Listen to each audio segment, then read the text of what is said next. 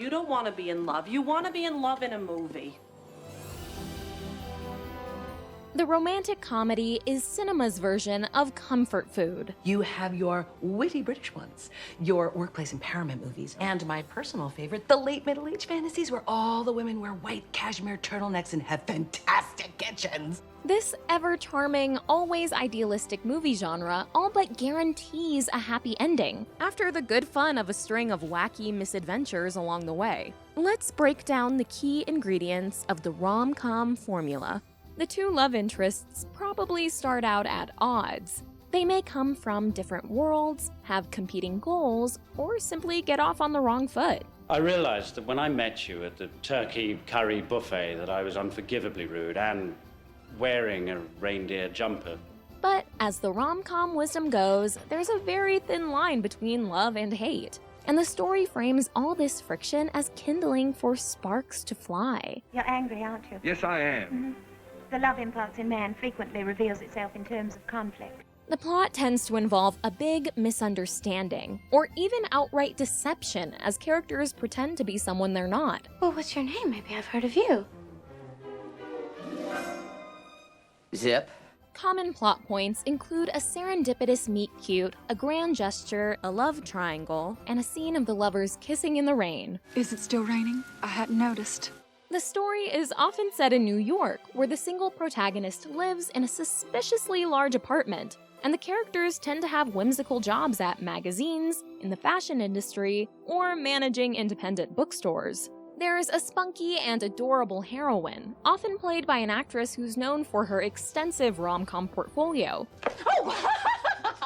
But lest she comes across as too perfect, she has charmingly relatable flaws like being improbably clumsy. A cast of zany side characters usually includes a best friend with seemingly endless time to provide comic relief and discuss the main character's problems. I don't want to see you live a life of regret and think, maybe if I tried harder. What am I supposed to do? Just talk to Marcus. Rom-com leads often start out with a red herring love interest who seems very appealing but turns out to be all wrong. Nothing. I didn't feel a thing. Meanwhile, as the protagonist spends time with someone they aren't actively trying to impress, they can be their unfiltered self and get to know the other person in a real way. And the great thing is, I don't have to lie because I'm not always thinking about how to get her into bed. I can just be myself. This long-developing chemistry leads to a moment of epiphany, where the character suddenly realizes the feelings that have been crystal clear to the viewer all along. Oh my god. I love Josh. And the scene where the couple declares their love and commits to each other tends to be saved for the very end. I wanted it to be you. I wanted it to be you so bad. Since the movie stops here, we don't actually get to see what happily ever after looks like. Today, we're in the midst of a rom-com renaissance, but there's a lot of debate about what happened to the romantic comedy since its 90s golden age, and whether a pure version of this story type is still viable. Here's our take on the rom-com, where it comes from, what it says about love, and what its future looks like. Romantic love is not an ending. It's just a part of your story, a part of who you are.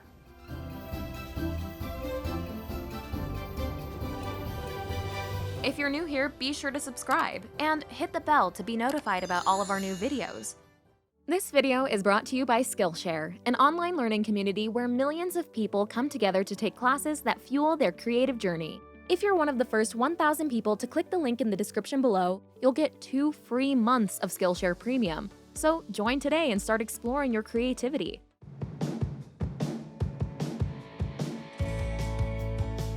Part of what gives the rom-com such a layered reputation is that it's inherently contradictory. The genre is loaded with conventions that are both empowering and limiting to women, the demographic it's most often marketed to and beloved by. Then I turn on the news and I'm like, and then I turn on Sweet Home Alabama and I'm like, It tends to center on a spirited, intelligent female protagonist, but it also suggests that finding love is the most important thing in her life. I have 2 choices. To give up and accept permanent state of spinsterhood and eventual eating by Alsatians, or not. It's all about romance, but these farcical premises can veer into behavior that would be considered extremely creepy or inappropriate in real life. All I can tell you is that when you're my age, guys will be lined up around the block for you. Actually, I shouldn't say that because I'm your teacher.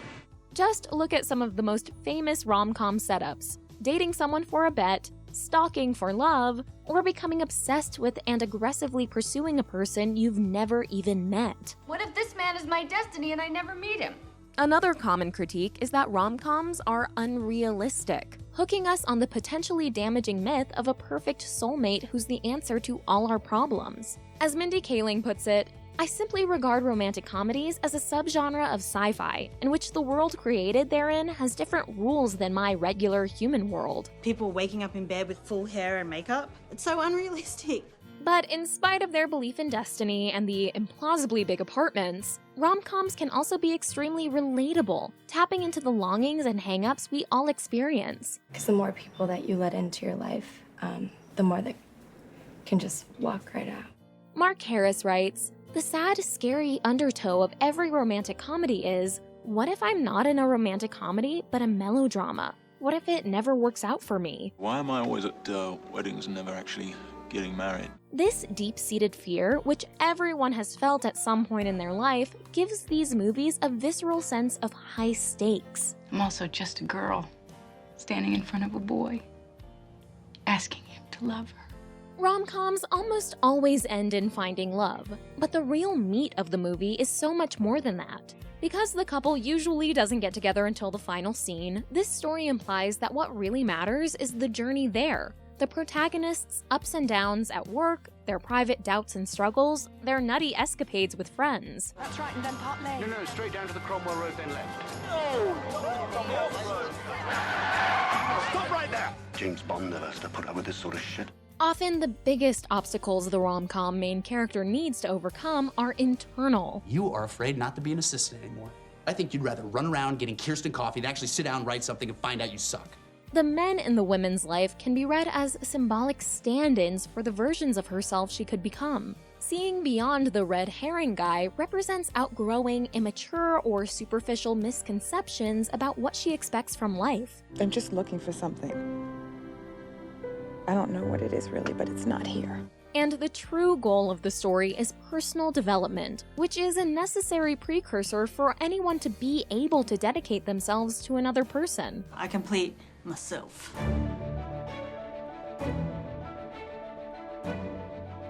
The deeply ingrained tropes and incongruities of the rom-com actually date back much further than you might think.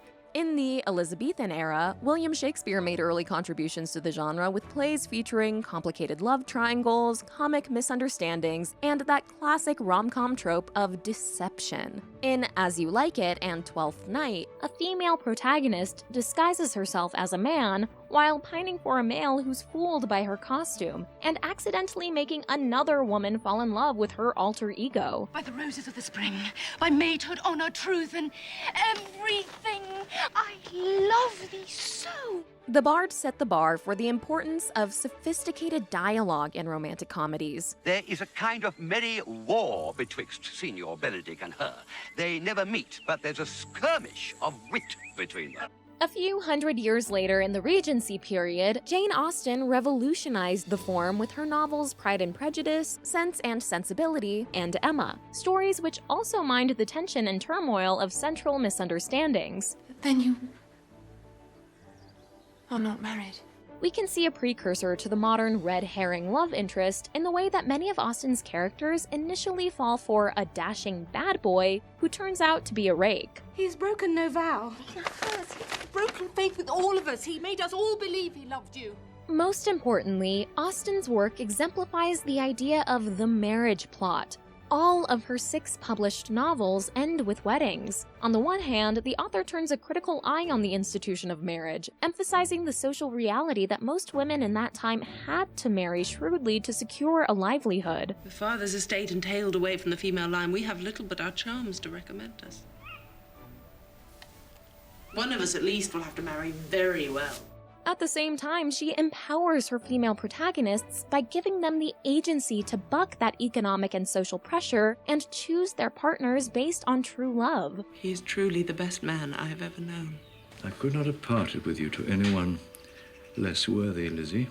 As Sophie Gilbert writes in The Atlantic, no one did more to challenge the conventions and strictures of marriage for women in the 19th century, while simultaneously enshrining it as the ultimate happy ending for her worthy, intelligent, and independent characters. 3 daughters married.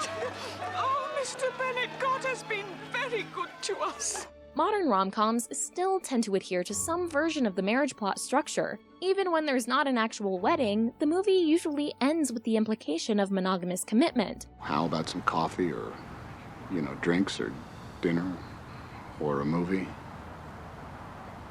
For as long as we both shall live.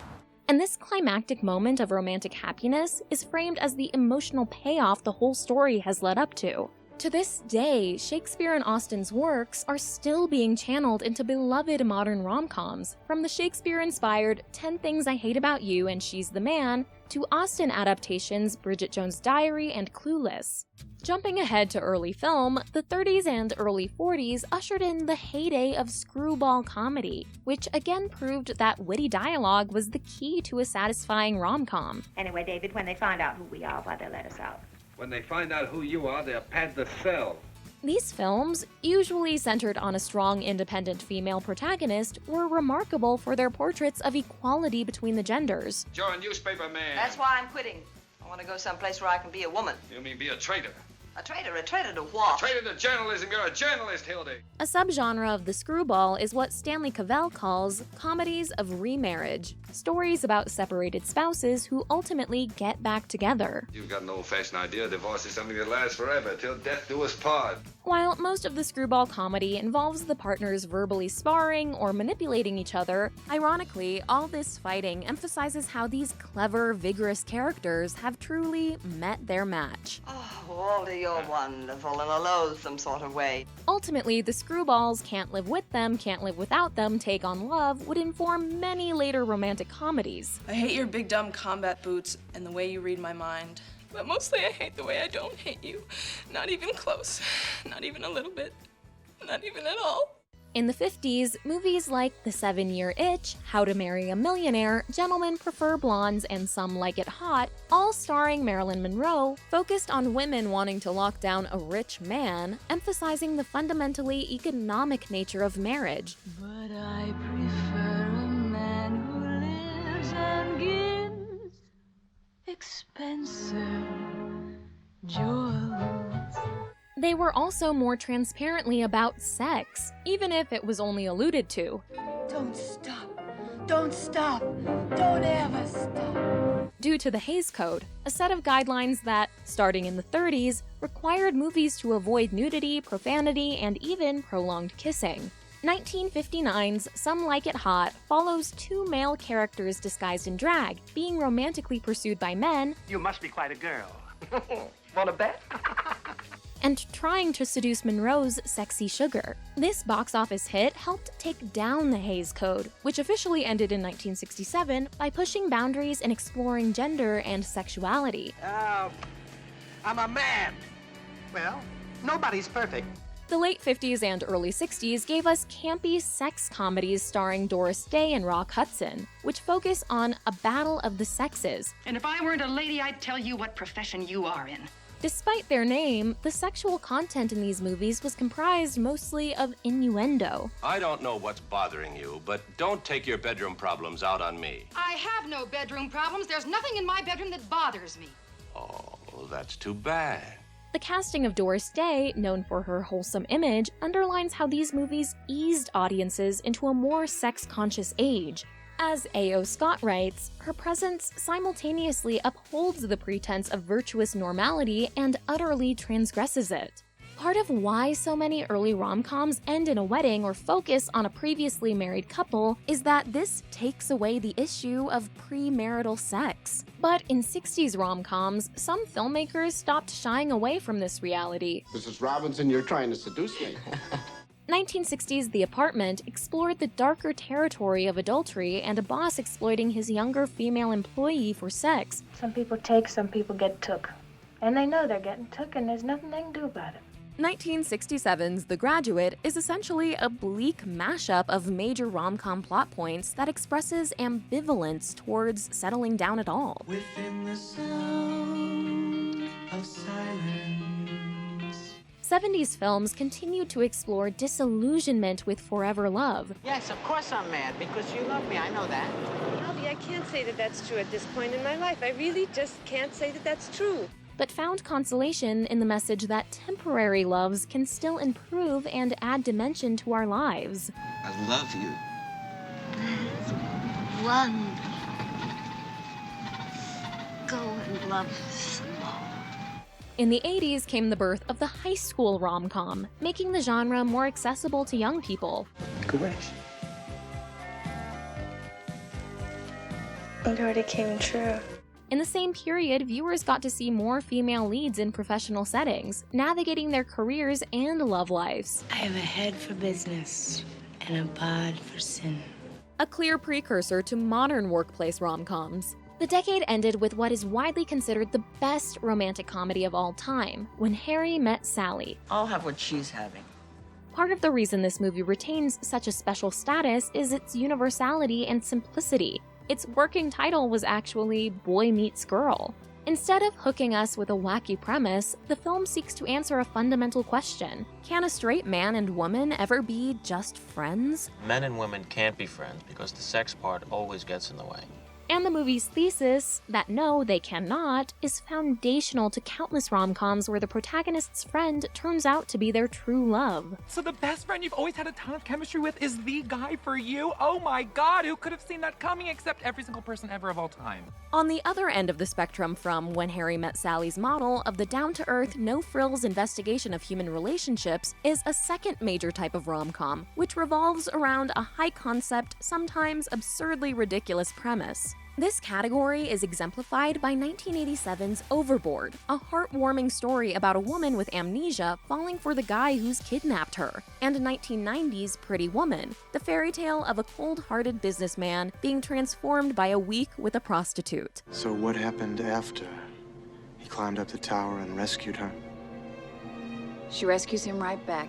Which brings us to the so-called golden age of the rom-com in the 90s and early 2000s. During this era, genre masterminds like Richard Curtis, Nancy Meyers, and Nora Ephron became household names. A cadre of stars like Meg Ryan, Julia Roberts, Hugh Grant, Sandra Bullock, and Kate Hudson became expected fixtures of the genre. This period offered sophisticated, well-executed takes on the form that occasionally played with or subverted certain audience expectations. Significantly, the genre also took positive strides forward in becoming more diverse. Latina star Jennifer Lopez made her mark on the genre. And after the success of 1988's Coming to America, came more black rom-coms like Boomerang, The Best Man, and How Stella Got Her Groove Back. You good? Yeah. You real good?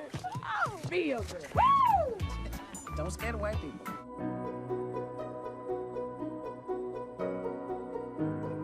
Through all these decades, the romantic comedy was often commercially and critically successful. The winner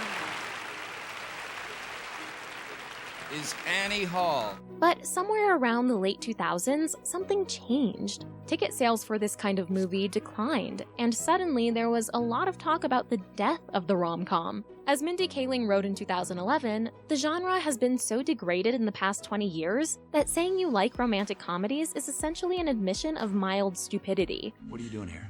Oh, I'm like a ghost now. Yeah, the ghost of girlfriend's past, in fact. So, what happened? One explanation for the rom-com stagnation in the late aughts is that mid-budget studio movies were becoming a thing of the past. But another concern was that, even among those rom-coms that did get made and were profitable, there was a clear decline in quality. Old gendered tropes were becoming stale and outdated. Rule number 3, men are very visual. We have to change your look. Evidently, the genre needed a makeover on both fronts, not just to remain in existence, but to stay relevant. How then did the form adapt to a modern world? How many girls have you slept with? I've slept with 3 women. Me too. I have slept with 3 women too. First, rom-coms might come in different packaging. 2012's Silver Linings Playbook incorporated darker themes of mental illness and grief into the rom-com formula. I'm just the crazy slut with a dead husband.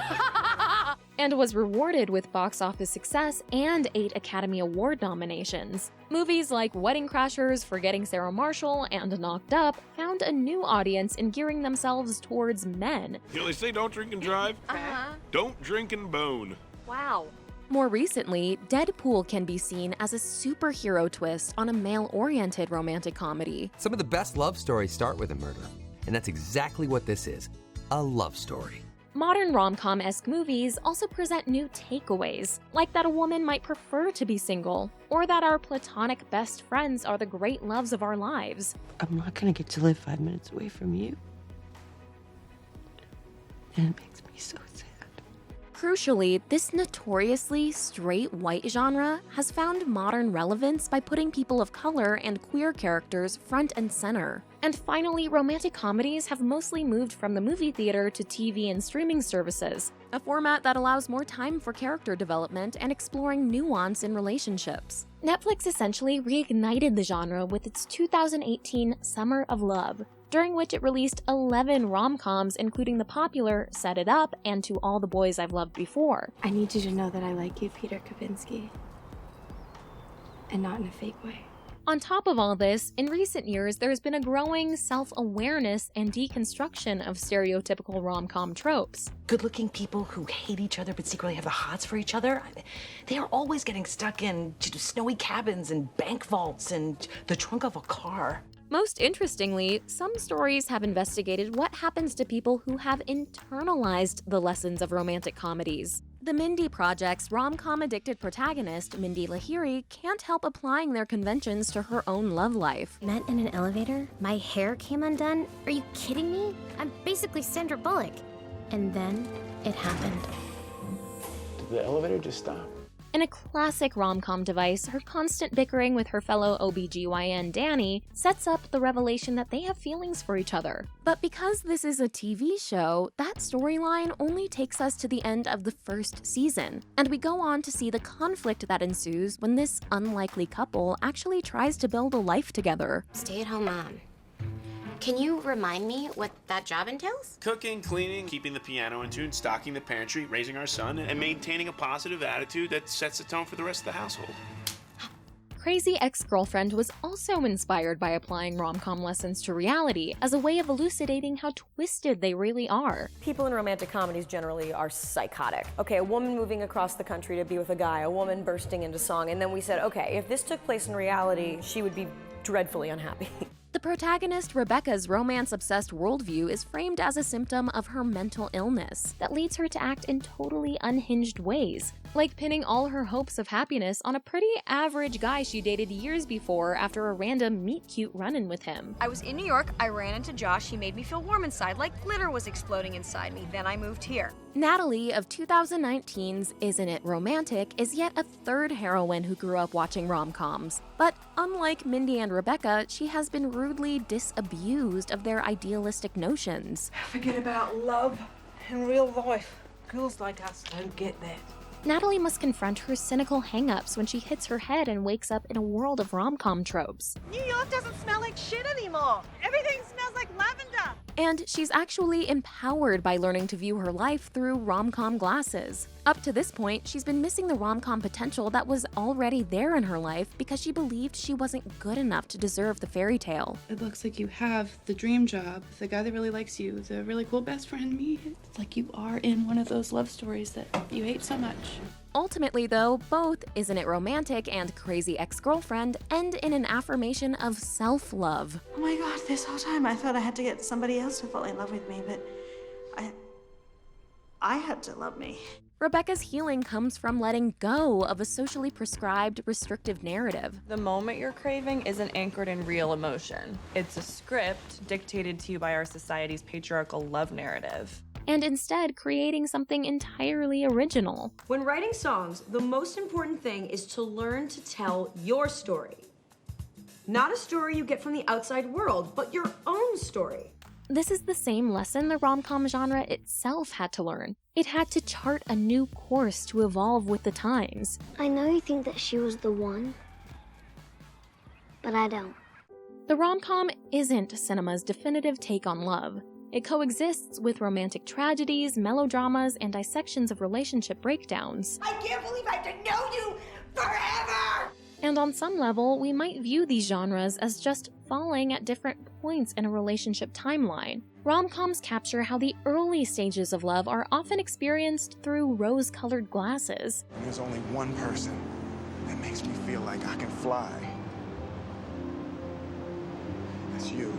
So when the arguments, disappointments, and compromises create bumpier roads ahead, the couple can sustain themselves by remembering how this picture-perfect time felt, when everything was still a beautiful beginning. When you realize you want to spend the rest of your life with somebody, you want the rest of your life to start as soon as possible.